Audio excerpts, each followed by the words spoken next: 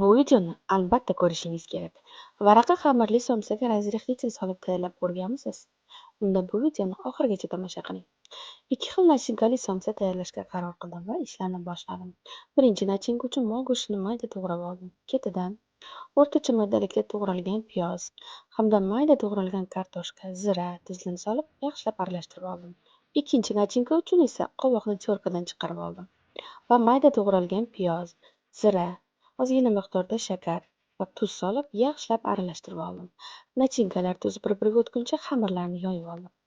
Un, suv, razrexитель hamda tuz solib o'rtacha yumshoqlikda xamir tayyorlab oldim va xamirni 4 bo'lakka bo'lib oldim va 4 ta xamirni ketma-ketlikda yoyib oldim va tayyor yoyilgan xamirlarni orasiga margarin surib ketma-ketlikda taxlab oldim va orasini zich qilib o'rab xolodilnikka solib oldim. Xolodilnikka soladigan bo'lsangiz 1 soat, morozilkada esa yarim soat dam olishi kerak.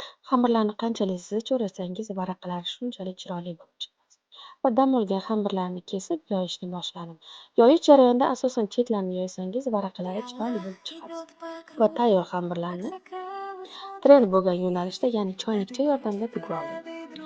Avvaliga 3 ta burchak qilib bukib oldim va o'rtarog'idan yana bitta buklab oldim. Va somsalar shunday ko'rinishda bo'ladi. Tayyor bukilgan somsalarni ustidan tuxum va sedana sepib oldim. Menda ikki xil nachinkali somsa bo'lgani uchun adashib ketmaslik uchun ikki xil sedanadan foydalandim va gaz pechida 200 gradusda qizarguncha pishirib oldim. Va ozgina xamir qolganda ularni shunday ko'rinishda taxlab, morosilkaga solib qo'ydim.